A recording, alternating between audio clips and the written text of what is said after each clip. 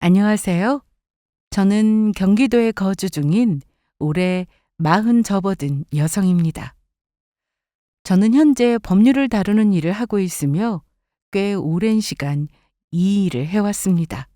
그리고 좋은 사람을 만나 결혼해 가정을 이루며 살아가고 있습니다.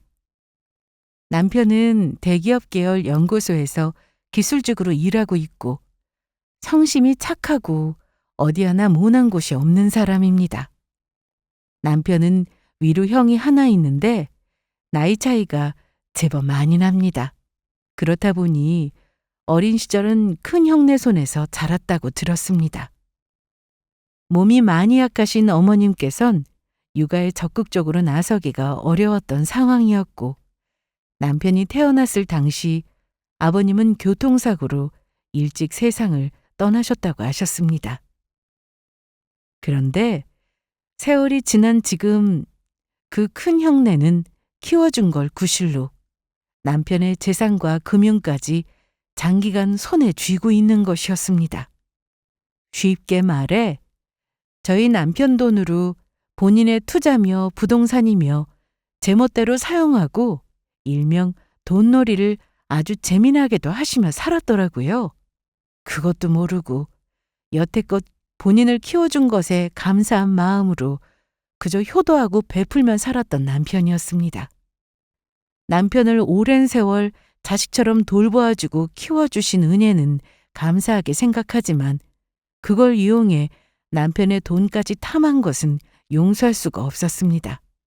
그래서 저는 남편을 위해 큰형네와 시어머니께 지금까지 빼앗겼던 남편의 모든 것을 되돌려받고 연까지 끊어냈습니다.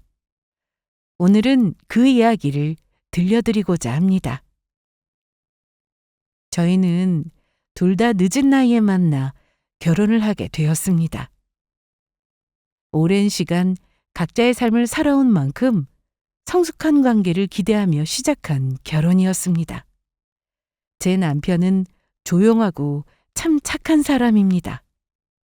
화를 낼 줄도 모르고 어떤 일이든 먼저 나서서 도와주는 성격이죠.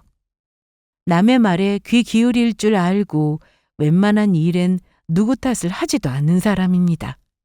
살면서 이런 사람과 함께라면 정말 마음고생 없이 살 수 있겠다라는 생각이 들었죠. 그런데 결혼을 알게 된 사실은 남편이 경제권을 제대로 갖지 못한 채 살아가고 있다는 점이었습니다.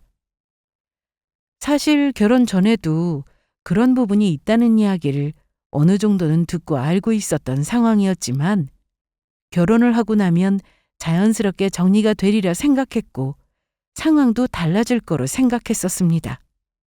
그런데 생각보다 상황은 단단히 얽혀 있었고 예상보다 훨씬 깊었습니다. 남편은 어린 시절부터 돌봐온 큰형네 부부가 남편의 모든 경제권을 관리하고 있었습니다. 이해는 했습니다. 나이 차이가 무려 18살이나 나니 형님네가 정말 남편을 키웠다고 해도 할 말이 없었죠. 하지만 이제는 한 가정의 가장이고 안사람인 제가 돈 관리를 해도 충분한데도 여태 큰형네서 관리를 하는 상황이 저는 이해가 가질 않았습니다. 사실 너무 답답했었죠. 그래서 남편에게 조심스레 경제권을 돌려받는 게 어떻겠냐고 말해본 적도 있었습니다. 솔직히 말하면 오랜 세월 그렇게 살아왔다는 걸 알고 있었지만 결혼하고 나서도 여전히 통장을 들여다보지도 못하는 남편의 모습을 보니 너무 딱한 마음이 들었습니다. 그래서 저는 남편과 저녁을 먹으면서 한 번 더 남편에게 경제권에 관한 이야기를 꺼내보았었습니다. 여보, 형님께 말씀드리는 게 그렇게 어려워? 이제는 경제권 우리에게로 돌려받아야지. 언제까지 형님네가 관리하시게 둘 수는 없는 노릇이잖아. 안 그래? 이젠 결혼도 했고 우리가 함께 계획도 세워야 하는데 형님께 계속 의존하는 건 좀... 그게 말처럼 쉽지 않네. 형수님이 나 어릴 때부터 키워준 사람이고 지금까지도 늘 도와줬다 생각하니까 말을 꺼내는 것도 눈치 보이고 뭔가 죄 짓는 느낌이랄까? 사실 나도 어떻게 해야 될지 모르겠어. 말을 꺼내자니 형수님께 죄송하고 또 안 돌려봤자니 당신이 신경 쓰이고 참 어렵네. 그래. 당신 말대로 오랜 시간 키워주시고 돌봐주신 거 너무 감사하게 생각하고 잘 알지. 근데 경제권을 다시 돌려받는 건 당연한 거야, 여보. 당신 돈을 당신이 관리하겠다는 건데 그게 왜 눈치 보인다는 거야? 그리고 오히려 나는 그 경제권을 안 돌려주는 게 더 이상하게 느껴져. 본인들 돈도 아닌데 포기 못 하실 건 또 뭐야? 오히려 나는 결혼하고 나서도 경제권은 형님네가 관리한다고 했을 때 자꾸 안 좋은 생각이 들어. 안 좋은 생각? 솔직히 어렸을 때야 물론 돈에 대한 개념도 없고 어렸으니까 돈 관리를 해주셨다고 쳐도 지금은 이미 나이가 40이 넘었고 어린애도 아니잖아. 그리고 더욱이 혼자인 상태도 아니고 버젓이 아내가 옆에 있는데도 경제권을 안 넘기려는 건 무슨 이유가 있으니까 그러는 거 아닐까? 누가 봐도 이상해. 요새 뉴스에도 연예인들 부모가 돈 관리해준다고 거짓말하고 자식 돈 빼돌려서 본인들 투자하고 쓸 거 다 쓰고 하는 못된 부모가 얼마나 많은데. 난 혹시나 당신도 이런 일에 해당하는 게 아닐까 싶어 마음이 너무 불안해. 에이, 아니야. 형수님, 절대 그런 사람 아니야. 큰형도 그럴 사람 아니고 나를 얼마나 친자식처럼 아껴주셨는데. 정말 본인들 자신만큼이나 나를 더 챙겨주셨어. 그럴 일은 절대 없으니까 너무 걱정하지 마. 진짜 오랜 시간 돈 관리를 해주셨기도 하고 나 위에 모아놓은 재산도 많다고 하시니 계속 본인이 관리하고 유지하고 싶은 생각이 크신 것 같아. 나야 그렇게 내 돈 모아주신 거 보면 감사한 마음이 크지. 근데 이제 와서 뭔가 입 싹 닫고 다시 돌려받으려니 그게 죄송해서 그렇지. 여보, 돈 앞에서는 그 누구도 나쁜 마음 먹을 수 있어. 어떻게 변할지 모른다고. 그리고 당신 돈이 어떻게 모이고 사용되고 하는지 제대로 본 적 있어? 그냥 무작정 본인만 믿으라고 하시고 안 알려주셨다며. 그게 어디 봐서 신뢰될 만한 행동이냐고. 당신이야 당연히 오랜 세월 봐왔으니 믿음이 크겠지만 제3자인 내가 당신 이야기를 들어봤을 땐 의심 가는 부분이 한두 군데가 아니야.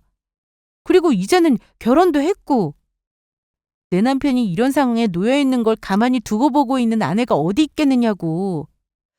당신이 말 못하겠으면 나라도 이야기해야 할 것 같아. 평생 형네 부부랑 의논하며 살 거 아니잖아. 그러니까 내가 형님네 말씀드리는 거 당신도 반대하지 마. 저는 형님께 말씀드리기 어려워하는 남편을 대신해 제가 나서보기로 했습니다. 남편이야 어린 시절부터 돈 관리를 맡겨온 상태이니 돌려받기가 뭔가 심적으로 눈치도 보이고 쭈뼛댈 것 같은 기분이라는 걸 저도 이해는 합니다. 하지만 아무리 생각해도 저는 탐탁지가 않았고 의심이 사라지질 않았기에 어떻게든 경제권을 돌려받아야겠다 싶었습니다. 그래서 며칠 뒤 시댁에 들러 식사 자리에서 자연스럽게 이야기를 꺼냈습니다.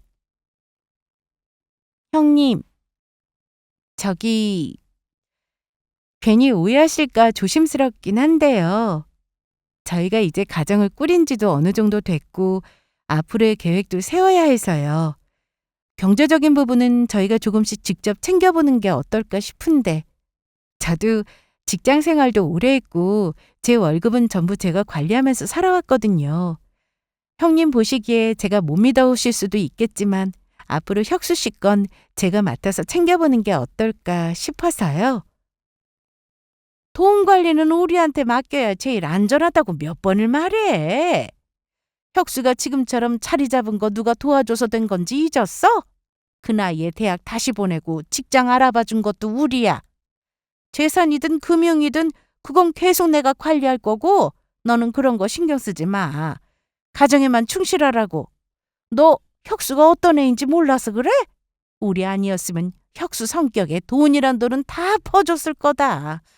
착해서 남 눈치 보고 다 내주고 결국 아무것도 못 맞을 거라고. 그러니까 괜한 걱정 말고 그냥 지금처럼 믿고 맡겨.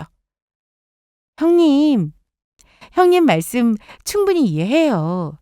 그동안 많이 도와주신 것도 알고 있고 저도 남편도 그 부분에는 언제나 감사한 마음뿐이에요.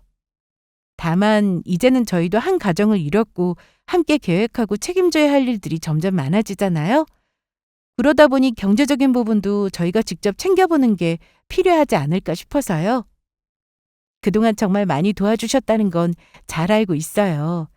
그런데 앞으로 더 늦기 전에 아이도 생각해야 하고 집 문제, 은퇴 계획까지 저희가 직접 결정하고 준비해야 하잖아요. 그러려면 저희가 직접 챙기고 알아야 하거든요. 계획을 세우고 움직이려면 전체적인 자산 흐름도 알고 있어야 하니까요. 형님이 지금까지 잘 챙겨주신 거 절대 부정하는 건 아니에요. 그건 오해 안 하셨으면 좋겠어요. 다만 앞으로는 저희가 저희 삶을 책임져야 할 시기니까요. 저희도 조금씩 독립해 보려는 과정이라고 생각해 주시면 좋겠어요. 말도 안 되는 이야기를 아주 거창하게도 하네. 우리가 이렇게 도와준 게 어디 쉬운 줄 알아? 그 어려운 시절에도 혁수 쟤 하나 키워보겠다고 우리가 얼마나 애썼는데 뭐 알기나 하고 하는 이야기 하는 거야? 고마운 줄 아는 애들이 이렇게 이야기를 한단 말이야? 우리 아니었으면 혁수는 진작 거지됐어. 저 바보 순두인가 그저 일만 착실하게 할 뿐이지 세상 물정이라고는 하나도 모르는 놈이라고. 그래서 내가 어떻게라도 나가서 통장 관리하고 집도 내가 알아봐 준 거고 보험도 내가 들어준 거 아니야. 그걸 지금 와서 네가 뭐? 독립? 니들 둘이 그걸 할 수 있을 것 같아? 솔직히 말해서 네가 뭘 안다고 이런 얘기를 꺼내는 거야? 너 법 좀 안다고 사람 위에까지 올라앉으려고 그러니? 집안 분위기도 모르면서 어디서 감나라 대추 내나라야? 혁수 너도 정신 차려. 내가 너 키울 때부터 봐서 아는데 넌 혼자서 아무것도 못해. 네가 얘 만나서 뭐가 달라졌는데? 뭐 하나 바뀐 거 있어? 지금처럼 우리가 관리해주니까 그나마 체면 유지하고 사는 거지. 네 결혼도 우리가 시켜준 거나 마찬가지잖아. 제발 얘들아, 응? 일 키우지 말고 조용히 지내자. 형님의 말은 거기서 멈추지 않았고 귀에서 피가 나도록 모진 말들을 쏟아내셨습니다. 저와 남편의 관계까지 깎아내리는 발언까지 하시니 제 속에서는 말 그대로 천불이 났습니다. 한마디 한마디가 속을 후벼 팠고 참고 있던 감정이 울컥 치밀어 올라 눈앞이 뿌해질 정도였습니다. 하지만 저는 형님의 이야기를 듣는 내내 이 단단히 얽혀져 있는 숨겨진 진실을 꼭 파헤치고 만다 싶은 생각뿐이었습니다. 지금 이 판을 깔아놓은 사람은 형님이셨고 저는 지금부터 그 판을 걷어낼 준비를 해야 했으니까요. 옆을 보니 남편은 여전히 고개를 푹 숙인 채 말이 없었습니다. 형님의 거친 말에도 제 억울함에도 아무런 반응 없이 그저 미안한 얼굴만 하고 있었죠. 집으로 돌아오는 길 차 안은 말 그대로 정막 그 자체였습니다. 남편은 몇 번이고 미안하다는 말만 중얼거렸고 저는 창밖만 바라보며 침묵을 유지했습니다. 그러다 결국 참다 못한 제가 먼저 입을 열었습니다. 나 이제 더는 못 참아. 형님 말씀하시는 것 당신도 들었지? 이건 이미 도가 지나쳤어.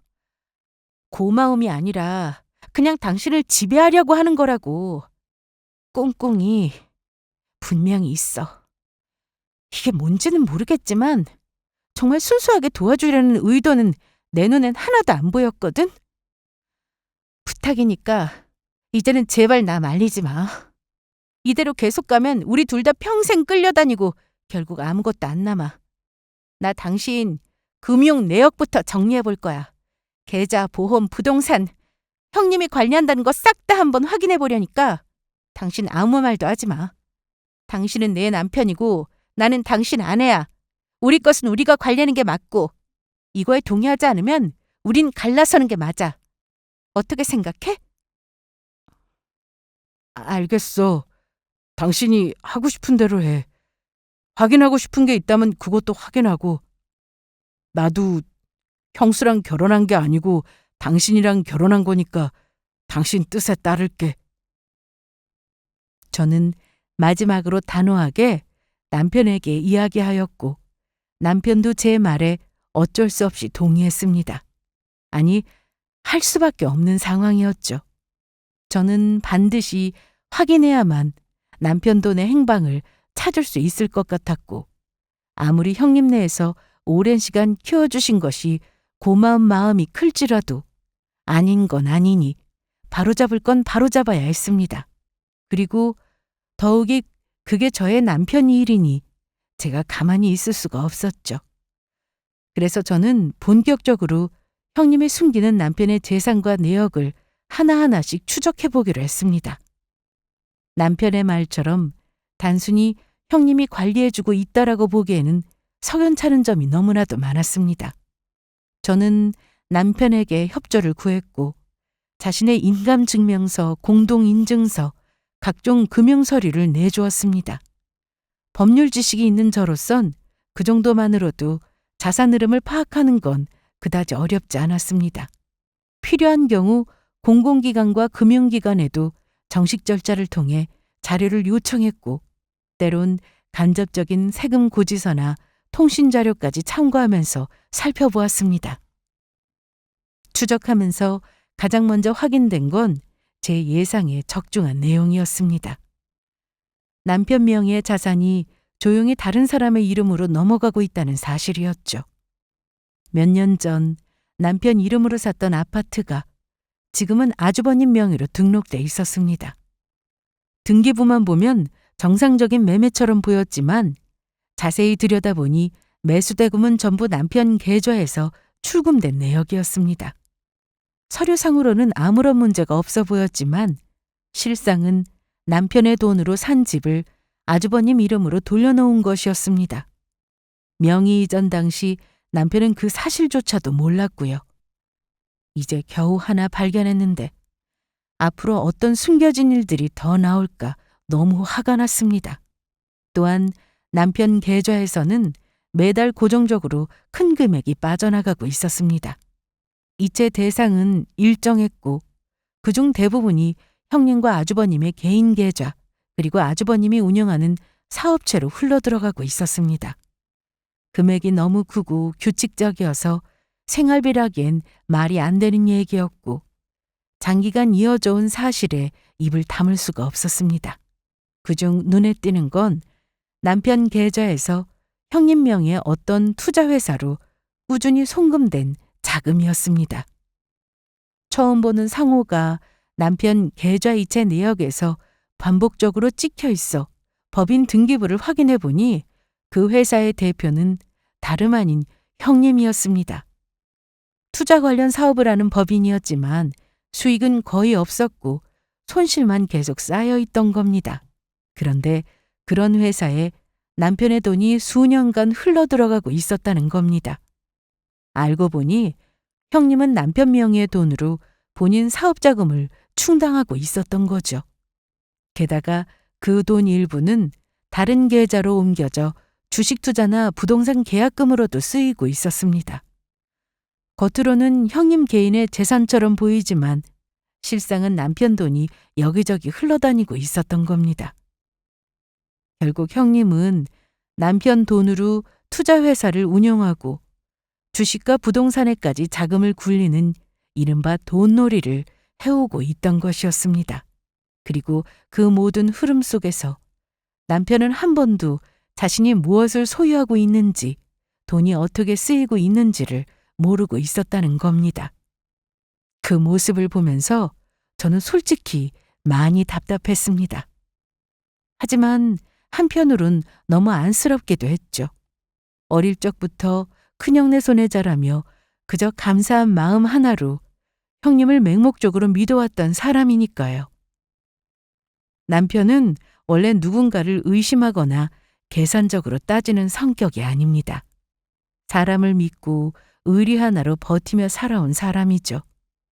그런 심성 때문에 오히려 평생 쌓아온 자신의 재산이 어떻게 사라지고 있는지도 몰랐던 거죠. 그리고 그 믿음은 너무 안타깝게도 가장 가까운 사람들에 의해 배신당하고 있었습니다. 이 모든 걸 준비하는 데만 사실 몇 개월이 걸렸습니다. 자료 하나하나를 수집하는 과정이 생각보다 훨씬 조심스럽고 신중해야 했기 때문이었죠. 형님은 평소에도 촉이 빠른 사람이었고 남편 주변에서 조금이라도 이상한 낌새가 보이면 금세 눈치챌 사람이었습니다. 남편이 무심코 어떤 서류를 정리한다든가 계좌를 조회한다는 말이라도 흘렸다간 바로 전화를 걸어 따져묻기 일쑤였으니까요. 그래서 저는 직접 은행에 가거나 관련 기관을 방문할 수 있는 휴일 등을 활용해 조금씩 자료를 모아갔습니다. 전자인감, 금융인증서, 등기부 등본, 세무자료까지 모두 정리하는데 시간이 오래 걸렸지만 단 하나도 허투루 넘기지 않았습니다. 그렇게 수개월에 걸쳐 수집한 자료는 제 손을 거쳐 하나의 두꺼운 서류철로 정리되었습니다. 그만큼 지금까지 몰래 돈놀이한 흔적이 이렇게나 많이 쌓였다는 뜻이기도 하죠. 공중도 마쳤고 법률 자문도 따로 받아서 그 어떤 법적 허점도 없도록 확인을 거쳤습니다. 금융 내역, 부동산 명의 이전 기록, 자금 흐름표, 투자자금 사용 내역, 정황이 담긴 증빙 자료들까지 그야말로 빼도 박도 못할 증거였던 거죠. 정리된 내역은 법적으로도 충분히 대응이 가능한 수준이었고, 아니, 이미 넘어서고도 남았죠. 형님과 아주버님이 해온 행동은 고마움을 빙자한 통제였고, 사실상 남편의 재산을 이용한 사적 유용이었습니다. 저는 드디어 움직일 준비를 마쳤습니다. 모든 서류 정리를 끝냈을 때 손끝에 힘이 빠지는 듯한 기분이 들었습니다. 그 긴 시간 동안 분노도 혼란도 슬픔도 다 겪었지만 지금 제 안에 남아있는 건 단 하나였습니다. 결심. 더 미룰 수도 없고 더 참을 이유도 없었죠. 말로 해도 통하지 않던 사람들에게는 이런 문서로 말할 차례였습니다. 저는 서류철을 가방에 챙기고는 남편에게 시댁에 오랜만에 찾아뵈 식사라도 하자며 이야기를 꺼냈습니다. 시댁이라지만 실상은 형님네 집입니다. 형님은 몇 년 전부터 시어머님을 직접 모시고 살고 있었고 저희가 시댁에 간다는 건 곧 형님 집에 간다는 말과 다를 게 없었죠. 남편도 뭔가 저의 결의에 찬 듯한 말투와 표정에서 아, 오늘이 그날인가 싶은 표정을 짓더라고요. 그래서 저도 그냥 싱긋 웃어줬습니다. 그러고는 더 이야기하지 말고 저만 믿으라고 일러두었죠. 저는 완전히 그리고 단단히 무장된 상태였으니까요. 시댁에 도착해 그 집 거실에 앉아 제가 이 서류철을 꺼내게 될 거라는 걸 생각하니 마음 한편엔 긴장되면서도 이 판을 제대로 뒤엎을 생각에 흥미롭기까지 했습니다. 형님, 잘 지내셨어요? 인사도 자주 못 드리고 죄송해요. 어머님도 그간 잘 지내셨어요? 자주 못 찾아뵈서 죄송해요. 오는 길에 간단히 뭐 좀 사왔어요. 아직 저녁 식사하려면 시간이 좀 남아서 잠깐 요깃거리라도 하셔요. 그러게 요즘 코빼기도 안 보이더니 일하느라 시댁은 생각도 안 나든? 오는 길에 뭐 사왔는데?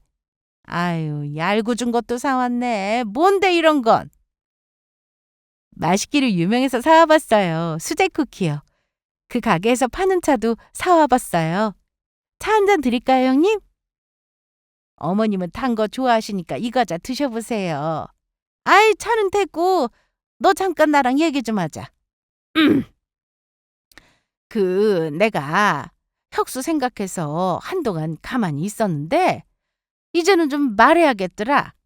내가 어머님 대신에 혁수 도련님 키웠잖아. 알지? 그 키움값 줘야지. 너도 법 잘 아니까 내 말 이해하지? 세상에 공짜가 어딨어? 혁수가 이만큼 된 것도 다 누구 덕인데. 우리도 옛날에 진짜 힘들게 살았어. 근데 쟤 먹여 살리고 키우고 입히고 또 아프면 병원 데리고 가야 하지. 골골거릴까 봐 한약도 먹여야지. 대학도 보내줘. 취업하고 나서도 집도 알아봐줘. 들어간 돈이 억도 넘을 거야. 애 하나를 키웠지. 우리 자식 새끼들보다도 더 애지중지했다고. 근데 이제 와서 결혼했다고 고마운 거 싹 입 닫고 지 마누라 꽁무니만 보는 게 너무 얄미워서 너한테라도 이야기해야지 어쩌겠어. 뭐 그리 못 사는 것도 아닌 것 같은데 우리가 그래도 가족이라는 점을 생각해서 한 3억 정도는 줄 수 있겠지? 너도 혁수도 둘 다 벌이가 얼만데 그 정도는 모아뒀겠지? 안 그래? 그럼요, 형님. 형님은 제가 어떻게든 꼭 챙겨드릴 생각이었어요. 그래서 이걸 준비해뒀어요. 지금까지 남편 명의로 빠져나간 자산 내역이에요. 형님과 아주버님 계좌로 매달 고정적으로 빠져나간 금액부터 남편 명의 부동산이 형님 명의로 넘어간 거래 기록, 형님이 대표로 있는 투자회사에 흘러간 자금까지 전부 나와 있어요. 뭐? 너 지금 뭐라는 거야? 지금 우리가 관리하고 있는 걸 네가 다 뒷조사했다는 거야? 그리고요, 이건 위임장 위조 정황에 해당할 수 있어요. 남편이 모르는 사이에 명의 이전, 자금 이동, 투자금 활용, 민사뿐 아니라 형사 문제로도 충분히 대응 가능한 사안이고요. 아니 잠깐. 너 지금 무슨 말을 하는 거야? 이걸 누가 신고하겠다는 거야? 너가 지금 나를 협박하는 거야? 제가 신고하면 형님께 어떤 처벌이 가능한지도 말씀드릴까요? 횡령에 배임에 사문서 위조, 명의 도용, 재산 은닉까지 액수가 커서 합의 없이는 집행유예도 어렵고 형사처벌이 가장 유력할 거예요. 너 지금 날 협박하는 거야? 무슨 내가 횡령에 배임에 사문서 위조는 또 뭐야? 너 지금 나랑 뭐 하자는 거야? 어? 가족끼리 이렇게 해야겠어? 아니요. 형님이 먼저 값을 말씀하셨잖아요. 저는 그에 걸맞는 정산 방법을 준비한 것뿐이에요. 협박할 생각이었으면 진즉에 그냥 경찰서에 신고하고 말았을 거예요. 형님한테 먼저 보여드린 이유는 혹시라도 진심으로 반성하고 정리할 생각이 있으시다면 그 기회를 드리고 싶었기 때문이고요. 참고로 이 서류들 경찰서에 제출해서 정식으로 수사 요청하면요. 형님께 적용될 수 있는 혐의는 크면 5년 이상의 징역형도 가능하고요. 보통 집행유예가 나오려면 전액 반환하고 피해자가 합의해줘야 할 텐데 이건 합의조차 어려운 상황으로 보여요. 명의도용은 개인정보보호법 위반으로 따로 처벌되고요. 이 모든 게 한꺼번에 적용되면 벌금형으로 단순히 끝나는 문제는 아닐 거라는 말씀이에요. 저는 협박하려는 게 아니에요. 지금 이 순간이 마지막 기회라는 걸 말씀드리는 거고요. 이건 그러니까 이건 다 네 아주버님이랑 상의해서 한 거고 난 몰라. 나한테 묻지 마. 나 진짜 몰라. 이 일도 큰형이 다 시작하고 이야기했던 거고 나는 그거 옆에서 지켜보고 있었을 뿐이야. 아니 잘 관리되고 있나 확인하고 있었. 그러니까 아무튼 나는 이 일과는 관련 없는 일이야. 형님, 이 모든 서류엔 형님 명의가 분명히 들어가 있어요. 제가 허투루 가져왔을 거면 이렇게 정리해서 형님께 내밀지도 않았을 거고요. 형님, 저도 사람이에요. 그동안 남편을 대신해 돌봐주신 고마움 모른 척할 생각도 없어요. 어린 나이에 어머님도 몸이 불편하셔서 남편이 형님네의 손에 자란 거 저도 잘 알고 있고 감사하게 생각하고 있어요. 그래서 사실 이 서류를 정리하면서도 마음이 여러 번 흔들렸어요. 이렇게까지 해야 하나, 가족끼리 너무 지나친 거 아닐까 잠깐 고민도 했었고요. 그런데요, 돌봐준 것과 빼앗은 건 다른 문제인 것 같아요. 고마움을 이유로 남의 인생을 통째로 쥐고 흔드는 건 너무 못된 짓이잖아요. 저는 이 일로 형사처벌까지 가게 하고 싶진 않아요. 남편이 아직도 형님께 마음의 빚이 있다고 생각하고 있는 걸 아니까요. 그런 남편을 생각해서라도 법정까지 끌고 가지 않겠다는 게 제 마지막 배려라고 생각해요. 하지만 그 대신에 이 서류에 있는 내용만큼은 정확하게 하나도 빠짐없이 돌려주셔야만 해요. 남편 명의로 정리된 자산 전부 되돌려주세요. 계좌로 빠져나간 금액, 명의만 바뀐 부동산, 투자금 명목으로 흘러간 돈들까지 다 돌려주시고 다시는 이런 일 없을 거라는 약속만 받으면 저는 오늘 이 자리에 있었던 일 전부 없던 일로 하겠습니다. 난 몰라. 진짜 나 그런 거 모른다고. 그걸 다 돌려달라고? 지금 그걸 없던 일로 해주겠다고? 지금 그게 말이 된다고 생각해? 그걸 내가 어떻게 다 돌려줘? 지금 있는 돈도 칸당한당한데 그걸 다 내놓으라니 가족끼리 이러는 거 아니야? 너 가족을 어떻게 경찰에 신고한다는 생각을 가지고 있는 거야? 어떻게 이렇게까지 할 수가 있어? 그깟 돈 좀 썼다고 다 돌려달라고? 그럼 나는 뭐로 살아? 이 나이에 가진 거 다 뺏기고 난 뭐 어쩌라고? 그 돈 다 내 인생이야. 나도 내 식구 챙기고 살려고 했던 거라고. 이 집안 며느리랍시고 들어와선 다 박살내려고 작정했니? 아니야. 난 진짜 모르는 일이야. 나한테 더 이야기하지 마. 난 모르는 일이고 난 감당 못해. 형님은 아무 말도 없이 자리에서 벌떡 일어나더니 신발도 제대로 신지 않은 채 허둥지둥 현관문을 열고 나갔습니다. 양말도 한 짝만 신은 채 뒤도 돌아보지 않고 버선발로 집을 뛰쳐나가셨죠. 누가 봐도 완전히 무너져 내린 사람의 뒷모습이었습니다. 그토록 오만하고 당당하던 모습은 온데간데 없었고 지금 형님의 뒷모습은 세상에서 가장 초라해 보였습니다. 저는 아무 말 없이 테이블 위에 올려진 서류철을 주섬주섬 챙기기 시작했고 어느 정도 마음을 정리하고 가방을 닫으려던 그때 조용히 앉아 계시던 어머님께서 저를 불렀습니다. 얘야, 네 말이 다 맞는 거 나도 안다. 애미가 지나쳤다는 것도 너한테 섭섭하게 했다는 것도 다 알아. 근데 그래도 가족인데 꼭 이렇게까지 해야 했을까? 네가 이렇게 나오면 우리 집안 진짜 끝장나는 거다. 애미가 좀 과했던 것도 맞고 네 입장에선 억울했겠지. 근데 그렇다고 해서 이렇게 서류까지 만들어서 들이밀고 법으로 하겠다고 하면 가족끼리 너무한다 싶지 않겠냐? 애미도 그동안 얼마나 힘들게 살았는데 혁수 키우면서 뒷바라지하고 본인 일도 제쳐두고 책임진 애야. 그런 사람한테 지금 다 돌려내라고 하면 그건 너무 가혹하잖니. 너무 따지기 시작하면 그건 더 이상 가족이 아니야.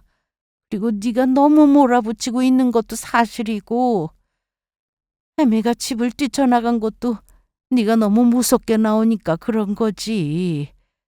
쟤도 지가 고생한 만큼은 보상받고 싶지 않겠니? 생판 모르는 집에 시집와서 고생만 했으니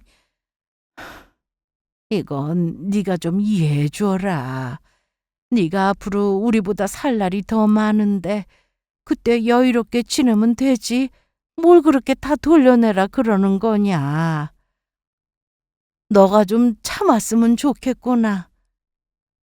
어머님, 저 정말 오랜 시간 참았습니다. 그동안 어머님 눈치 보면서 형님 기분 맞추느라 조용히 있었어요. 저도 가족이니까 처음부터 이렇게 하려던 생각은 당연히 없었고요. 그래서 그저 기다렸어요. 근데 어머님, 형님이 혁수 씨 키워주신 거랑 인생을 뒤에서 조종한 건 전혀 다른 거예요. 고맙다고 해서 그 사람의 재산을 넘겨받을 권리까지 생기는 건 아니잖아요. 남편이 고마운 마음 하나로 다 참고 있었지만 저는 지켜만 볼 수 없어요. 저는 혁수 씨 아내 되는 사람이고 저도 가족이에요. 형님은 제가 그렇게 증거 자료를 내밀어도 내가 한 게 아니다, 나는 몰랐다고 도망가 버리시고 어머님은 저한테 참으라고만 말씀하시고 그럼 도대체 저희 부부는 얼마큼 더 포기하고 살아야 되는 거예요? 죄송하지만 더는 못 참겠어요. 이건 결코 매정한 게 아니라 너무 늦지 않게 바로잡는 거예요. 남편을 위해서라도 저는 지금 이 선택을 꼭 해야만 했다고요. 더 이상 참으라는 말씀은 듣지 않겠습니다. 오늘은 이만 일어나 볼게요. 저는 더는 대답하지 않고 조용히 일어나 집으로 돌아갈 준비를 했습니다. 말을 더 이어봤자 끝내는 네가 참아라라는 이야기만 반복될 뿐이었습니다. 옳고 그름을 이야기하러 간 자리에 끝내 가족이니까라는 이유만 남겨놓고 돌아오는 마음은 참 씁쓸했습니다. 형님께는 분명히 모든 서류를 보여드렸습니다. 사실 그 자체로도 충분히 경고가 되었을 거라 생각했죠. 그런데 제가 신고하지 않고 돌아선 건 그래도 마지막 기회 정도는 드리고 싶었기 때문입니다. 진심으로 반성하고 용서를 구하며 돌이킬 생각이 있으시다면 그걸로 끝낼 생각이었습니다. 하지만 만약 이대로 아무런 조치도 없이 정말 단 한 푼도 돌려주지 않을 작정이시다면 그땐 저도 가차없이 움직일 겁니다. 이건 단순한 가족 간의 감정이 아니라 남편의 인생을 지키는 일이니까요. 조용히 집으로 돌아오는 길 옆자리에 앉은 남편의 표정이 계속 마음에 걸렸습니다. 무표정한 얼굴에 아무 말 없이 고개만 숙이고 있는 모습이 왠지 모르게 더 아프게 다가왔습니다. 남편은 제가 이러한 준비를 하는 동안에도 형님을 믿었을 겁니다. 누구보다 오래, 누구보다 깊게 신뢰했을 테니까요. 그런 존재에게 배신당했다는 사실은 아무래도 화보다는 깊은 상처로 남을 것 같았습니다. 저는 그 모습을 보며 문득 마음이 미어졌습니다. 늘 착하고 물러서고 참기만 했던 사람인지라 그 마음 깊은 곳에 어떤 충격이 남았을지 그저 옆에서 바라보는 저로서는 감히 짐작조차 할 수 없었죠. 이번 일의 책임은 저보다 남편이 더 크게 느끼고 있을지도 모릅니다. 그래서 저는 끝까지 그를 지켜줘야겠다고, 그 결심이 괜한 고집이 아니었다고 조용히 제 마음속으로 다시 다짐했습니다. 차 안에는 오랫동안 말이 없었고 정적만이 흐르던 순간 남편이 아주 낮은 목소리로 입을 열었습니다. 나 진짜 바보 같지? 지금까지 형수 말이라면 다 옳은 줄만 알고 살아왔는데 그 사람이 나 키워준 것도 뒷바라지한 것도 다 맞는 말이니까 그냥 고마운 마음 하나로 다 맡기고 살아왔던 건데 그게 오히려 내가 너무 쉽게 책임을 내려놓은 거였던 것 같아. 그래서 당신한테 이런 일까지 하게 만든 거고. 여보, 당신이 바보인 게 아니야. 고마운 사람에게 그저 믿고 싶었던 것 뿐이었을 거야. 그런데 그 믿음을 함부로 이용한 사람이 잘못된 거라고. 나는 당신이 약해서 이런 일이 생긴 거라고 생각 안 해. 당신이 착하고 그저 마음씨가 따뜻해서 그런 거지. 그런 당신을 지키는 게 내가 할 일이라고 생각했어. 그래도 내가 더 빨리 알았어야 했는데. 당신이 혼자 그렇게 고생하게 두지 말았어야 했는데. 지금 생각하니까 내가 너무 무심했어. 미안해. 정말 미안해. 나도 이 상황만큼은 오지 않았으면 했는데 막상 닥치고 보니 마음이 참 무겁네. 나 때문에 자기도 마음고생했을 거 생각하니 너무 미안하고. 아니야, 미안해하지 마. 이제부터 같이 하면 돼. 이제 새롭게 시작하면 되는 거야. 당신한테 더 이상 책임이라는 이름으로 무거운 짐 지우게 안 할 거야. 우리 둘이 함께 진짜 우리만의 가정을 만들어가는 거라고. 이제는 아무도 간섭할 일 없도록 잘 해결될 거야. 너무 마음 쓰지 마. 저는 내내 미안해하는 남편을 위로하고 다독였습니다. 그리고 며칠 뒤 형님에게서 연락이 왔습니다. 처음엔 받지 말까 고민도 했지만 일단 전화는 받았습니다. 형님은 다급한 목소리로 그날 서류를 정말 경찰에 제출할 거냐고 물으셨습니다. 가족끼리 그러는 거 아니지 않냐며. 자신도 잘못한 건 알지만 한 번만 눈 감아달라고, 다시는 이런 일 없을 거라고 연신 말하며 사정을 늘어놓았죠. 저는 더는 그럴 수 없다고 말씀드렸고, 가족이라는 핑계로 이 일을 그냥 넘기기엔 이미 선을 넘은 일이었고, 그동안 참아온 시간들이 더는 감정적으로 해결될 수 없는 지점까지 와 있는 상태라며 재차 말씀드렸습니다. 형사처벌이 현실이 될 수 있다는 걸 체감하신 형님은 결국 태도를 바꾸신 듯 보였습니다. 본인이 어떻게 하면 되는지, 뭘 돌려주면 되냐고 자기가 할 수 있는 걸 말해달라고 묻더군요. 저는 하나하나 모두 설명해드렸습니다. 첫 번째로 남편 명의로 빠져나간 자금부터 부동산 명의의 변경 내역, 투자금으로 유용된 계좌 흐름까지 전부 원상복구하는 것을 말씀드렸고, 남편 명의로 되어 있어야 할 부동산도 모두 돌려놓을 것, 남편 계좌에서 빠져나간 금액은 서류상 금액 그대로 반환할 것, 형님 개인 명의로 투자되었던 금액 역시 자발적으로 정리하시고 남편 앞으로 기록을 남길 것을 말이죠. 그 어떤 조건도 없었습니다. 그저 단 하나, 정확히 돌려주는 것만 말씀드렸습니다.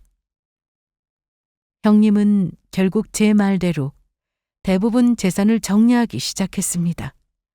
그동안 남편 명의로 옮겨가야 할 부동산들을 다시 되돌리는 절차에 들어갔고, 금융계좌 내역에 따라 빠져나간 금액 중 일부도 현금으로 돌려주었죠. 하지만 아무리 정리해도 남편이 실제로 잃은 재산 전체를 온전히 돌려받기는 어려워 보였습니다. 남편의 오랜 시간 동안 쌓아온 월급과 투자금이 형님 개인의 생활비와 투자 실패로 상당 부분은 이미 사라진 상태였으니까요.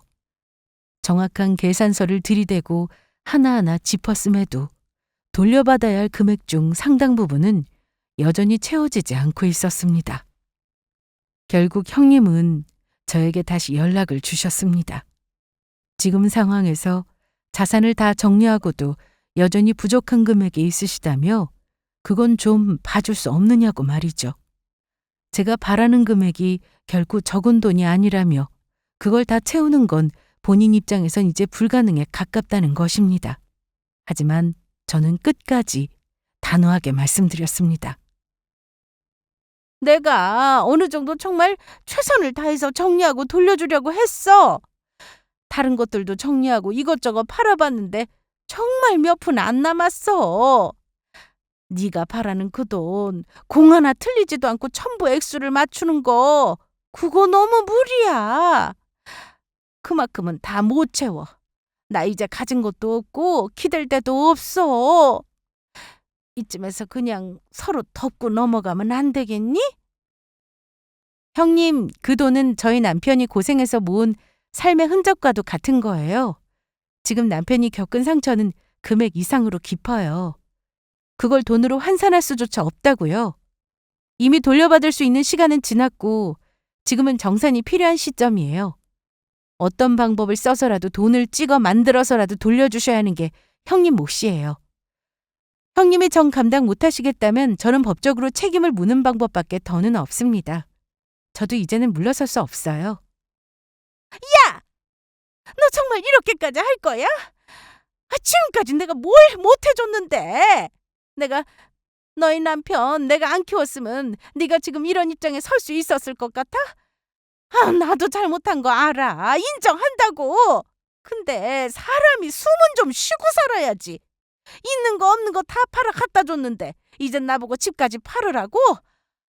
진짜 그 꼴을 봐야만 속이 후련하겠니? 아우, 독하다 독해. 됐다. 나도 이젠 모르겠다. 하고 싶으면 해. 신고든 뭐든 해보려면 해봐. 아주 해달라는 대로 다 해주니 머리 꼭대기까지 기어오르려고 그러네. 이젠 너 혼자 잘났으니까 그렇게 해. 폐째. 형님, 저는 정말 한다면 해요. 이건 협상이 아니라 정리의 문제니까요. 형님이 그렇게 나오시면 저도 제 선에서 최선을 다하겠습니다. 형님은 한숨을 몰아쉬며 짜증 섞인 말투로 말씀하셨습니다. 그럼 결국 집을 팔아야 한다는 이야기냐고, 그렇게까지 하라는 거냐며 화가 잔뜩 섞인 목소리로 오히려 저에게 점점 따지듯 말씀하셨죠. 사실 거기까지는 정말 관여하고 싶지 않았습니다. 저는 받아야 할 것들을 마땅히 받는 것이 목적이었지 그 상황까지 신경 쓰고 싶지는 않았거든요. 어떻게 하든 어떤 방법으로든 남편의 돈을 온전히 돌려주는 것만이 형님의 몫이라고만 말씀드렸죠. 형님은 마치 한계에 다다른 사람처럼 이제는 자기도 할 만큼 다 하셨다며 더는 못하겠다고 배째라는 듯 말씀하셨습니다. 저는 그 말을 듣고도 이제는 형님의 태도가 어떻든 제가 할 일은 이미 정해져 있고 남편의 권리를 되찾는 일에 끝까지 최선을 다하자 싶은 생각이었습니다. 저는 결국 정식으로 소송을 제기했고 법원은 형님이 남편에게 반드시 돈을 갚아야 한다는 판결을 내렸습니다. 하지만 형님은 어떻게든 버티시려는 겁니다. 돈이 없다는 말만 반복하며 책임 회피하기에만 정신이 없으셨죠. 그래서 저는 형님 명의의 집에 대해 법원의 절차를 밝혔습니다. 결국 그 집은 경매로 넘어갔고 팔린 돈 일부가 끝내 저희에게 돌아왔습니다. 전부를 되찾지 못했지만 저는 제가 할 수 있는 최선을 다했다고 생각했습니다. 저도 처음부터 법으로 해결하고 싶진 않았습니다. 하지만 끝까지 자신들만 생각했던 사람들에게 말이 아닌 결과를 보여줄 수밖에 없었습니다. 형님네는 결국 모든 걸 잃었습니다. 집은 경매로 넘어갔고 아주버님의 사업도 자금줄이 끊기며 문을 닫게 되었죠. 그제야 그들은 현실을 제대로 마주한 듯 보였습니다. 이 모든 상황을 인정할 수 없다며 왜 자신이 이렇게까지 돼야 하느냐고 외치며 경매로 넘어가는 집 앞에서 소리를 지르고 물건을 던지기도 했죠. 둘 다 말 그대로 개거품을 무셨습니다. 자신들이 수십 년간 장악하고 있던 권력과 통제, 그 모든 걸 잃어버린 충격에 스스로 감정 조절조차 못하는 듯 보였습니다.